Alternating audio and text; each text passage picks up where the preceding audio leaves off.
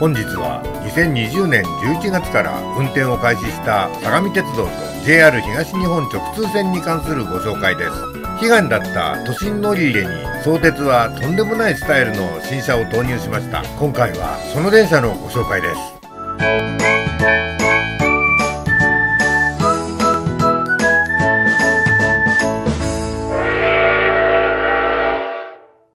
本日も北九州市小倉北区のビッグレイアウトステージ1様で撮影させていただいた映像があります。相鉄の12000系くんも九州のつわものたちに負けじと頑張って走りますので、どうぞ最後までご視聴いただけますようお願いいたします。今日は相鉄の12000系の電車を紹介するんですけど、この電車の走ってる路線について、少しお話をしておきたいと思います。まずは実車の写真です。横浜ネイビーブルーのすごいやつ。歌舞伎の獅子口をイメージした大胆なデザイン。ヘッドライト周りのオレンジ色のリムがまたかっこいいんです。相鉄線からですね、神奈川東部連絡線。これは工事の、名前だったらしいんですけど、正式には相鉄新横浜線とか東急新横浜線という名前にどうも落ち着くようです。その相鉄がどこを走ってるかというと、神奈川県のこの海老名市から。海老名といえばですね、小田急と相鉄が交わってて、相鉄の始発駅。で、そこからですね、大和を通って、二俣川。そして今回のこの分岐駅になった西谷を通って、相鉄線はですね、横浜起点なので、横浜までこう結んでいたわけなんですね。で、この相鉄線の途中のこの西谷から、ここに東海道新幹線の新横浜駅がここにあるんですが、この西谷と新横浜駅をつなごう。ということで、相鉄新横浜線というのが今建設中ということになります。で、逆にこの赤い線路はですね、これは東急なんですけど、東急は東横線が渋谷から田園調布や武蔵小杉通って、日吉を通って、菊名を通って横浜へ抜ける。この途中の日吉から新横浜の間をアクセスして、ショートカットの線路を作って、東急新横浜線。で、その相鉄新横浜線と東急新横浜線が新横浜でお互いに相互乗り入れをして、海老名から渋谷方面、あるいは海老名から目黒方面といった直通運転をすることになっています。で、今回のこの12000系の方はですね、こちらはJR 乗り入れ用の車両なので、途中のこの羽沢横浜国大という駅から、ここにJR の横浜羽沢駅という大きな貨物ターミナル、貨物駅があるんですけど、そこからですね、JR の貨物線に乗り入れます。そして、ずーっとこの地下を通って、東海道線のほぼ近くまで来て地上へ顔を出す。地上へ顔を出すとすぐにですね、鶴見なんですね、鶴見付近。付近って書いてあるのは、この貨物線なので、駅がないんです。で、鶴見駅の構内も狭くて、駅が作れないので、鶴見駅を横に見ながら通過するしかないんですね。そこを通過して、そこから今度は横須賀線と並行して走ります。で、新川崎の駅を右手に見て、しばらく行ったところで横須賀線と合流をして、武蔵小杉へたどり着くというルートを通るんですね。で、この羽沢横浜国大からずーっとこう東海道の方まで顔出して、武蔵小杉まで行く間に途中駅はありません。この間の所有時間は約15分走りっぱなしという、乗り入れ方法になっています。で、この武蔵小杉から、横須賀線を通って西大井。で、横須賀線は品川、東京へとこう抜けていくんですが、この相鉄 JR 直通線は途中からですね、大崎へ。で、大崎から山手線の貨物線部分、いわゆる埼京線の線路を使いまして、恵比寿、渋谷、新宿という風に結ぶのが相鉄 JR 直通線になります。またこの新宿から先はですね、埼京線に乗り入れて、一番遠くまで行くのは埼京線の終点、川越まで。1日2本ぐらいだったと思いますけど、あと武蔵浦和行きとか、池袋行きなどという行き先が存在します。まあ大概の電車は、新宿行きが多いようです。相鉄から相鉄12000系新宿行き、 JR の方からは JRE233 系7000番台の海老名行き、これが交互にですね、このように乗り入れをしているわけです。次にお話をちょっと新横浜に戻しましょう。新横浜はですね、新幹線ののぞみが止まる駅なので、とても便利な東海道新幹線の主要駅です。ですが、なかなかちょっと今までは交通の連絡網が今一つだったんですね。まあそこへ今度新しくこの相鉄の新横浜線、東急の新横浜線ができることによってアクセス性が高まるということになります。今まで相鉄の沿線から新横浜を利用するには一度横浜へ出て、東横線で菊名へ行って、菊名から横浜線で新横浜、あるいは横浜から JR に乗って東神奈川を回って新横浜、あるいは横浜から横浜市営地下鉄を使って新横浜へ行くしかなかったんですが、これものすごいショートカットができることになりました。この東横線の沿線からも今までは日吉から菊名を通って、で菊名で横浜線に乗り換えて新横浜へ行くっていうようなルートだったのが、短絡線ができてここのアクセスが向上するということになるわけです。新横浜駅がますます使いやすい便利な駅になるのはとても楽しみなことです。それでは模型の方をご紹介したいと思います。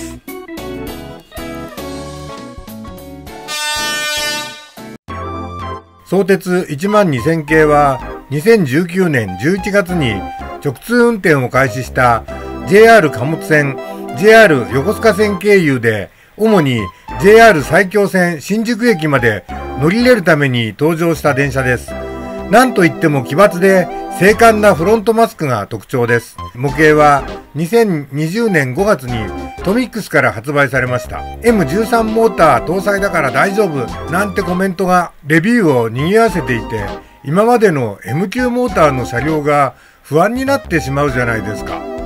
相鉄12000系、まずは横浜ネイビーブルーのボディカラーが際立ちますね。実に美しい鏡のような仕上がりに大満足。それとやはり何といってもフロントマスクの出来栄えですかね。ライト周辺のオレンジ色のリムがかっこいいんです。僕の12000系は屋根色が黒っぽく見えるでしょ。またやってしまいまして、タミヤのラバーブラックに塗り替えてあります。本物はトミックスが採用しているグレーなんでしょうが、写真によって黒っぽく見えるのがかっこよくって塗装してしまいました。相鉄12000系は全部で6編成登場したんですが、この車体色は相鉄デザインブランドアッププロジェクトの一環として2016年の9000系リニューアル車から採用されたもので、室内のブラック、グレー、ホワイトにガラスを多用したコンセプトが評価され、9000系先に登場した東急乗り入れ用の2万系に続きグッドデザイン賞を受賞しているんです。横浜ネイビーブルーの車体ですが、先に発売されたマイクロエースの9000系と並べて比べています。コミックスの方が若干青みが強く、マイクロエースの方が若干黒みが強いんですが、画像でわかりますかね。トミックスが艶やかなのに対し、マイクロエースは光沢が鈍いですかね。この角度はどうでしょう。トミックスの艶とマイクロエースの艶の違いがわかりますか？微妙な色合いのカラーなので、2社でぴったり揃ってくれないところがご愛嬌ですね。初めに買った9000系の屋根上が白っぽすぎて嫌で、タミヤのラバーブラックに塗ったらかっこよくなったので、トミックスの方も調子に乗ってラバーブラックにしてしまいました。ボディのツヤツヤ感と屋根のマットな感じが対照的です。今度は乗り入れ相手の JR の車両も見てみましょ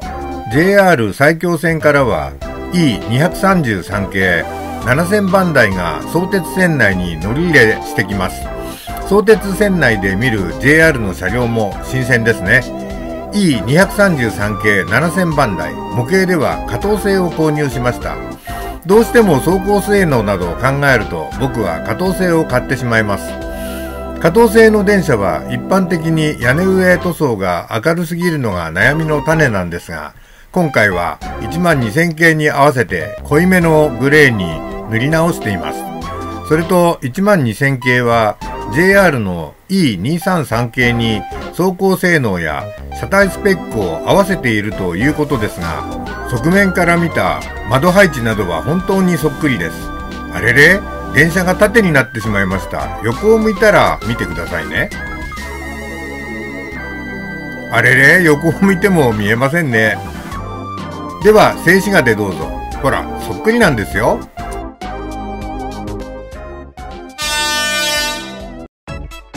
それでは相鉄12000系の走行動画をご覧ください。中央の駅から左手前方向にゆっくりと出発していきます。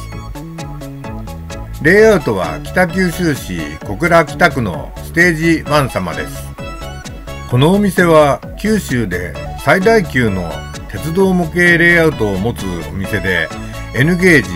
HO ゲージのレイアウトがあります。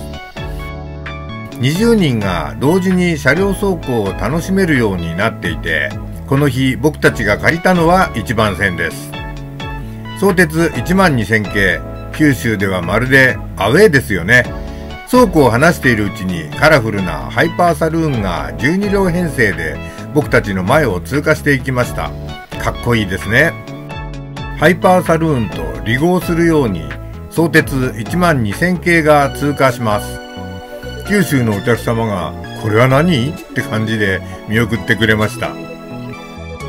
九州の特徴的な車両たちのせいかもしれませんが、奇抜なデザインと思っていた相鉄12000系が自然に溶け込んで見えるのが不思議でした。今度は ED76 牽引の九州内でのブルートレイン編成や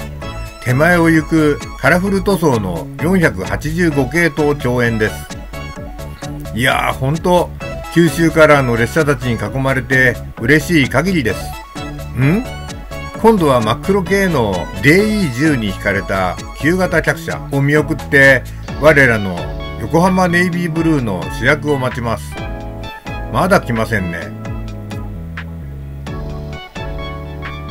あ、来た来た。ここのレイアウトは広すぎて自分が運転している車両の半分の区間が見えないほどなんです。中央から手前に駆け抜けていきます。ブルートレインみずほが来ました。またまた485系ハウステンボスと共演です。心なしか12000系のドヤ顔もここではおとなしく見えますね。僕は山口県の電吉クラブ仲間に連れて行ってもらったのですが、お隣で運転をされていた九州の方とすぐに打ち解けることができました。鉄道が好きな者同士っていいですね。ちなみに僕たちのレンタル料金は120分で1200円でしたが、ゆっくり楽しみたい方のためにフリータイム1900円なんていうプランもありました。一日中楽しめますね。皆様も楽しんでみてはいかがでしょう。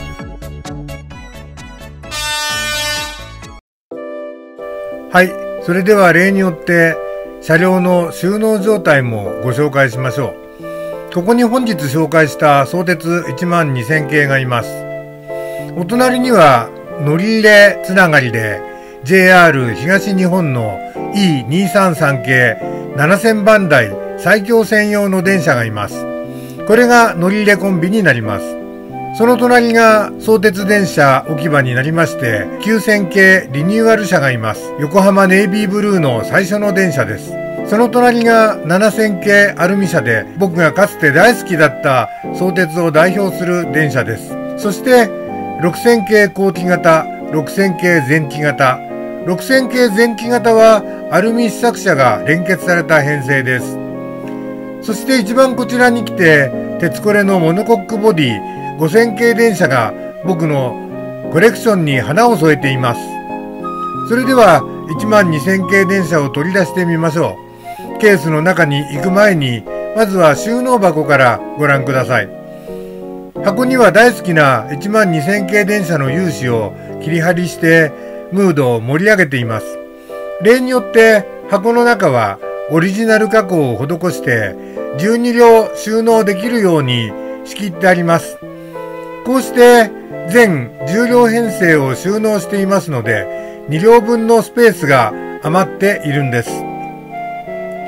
最後までご視聴いただきありがとうございました。本日はこれで終わりです。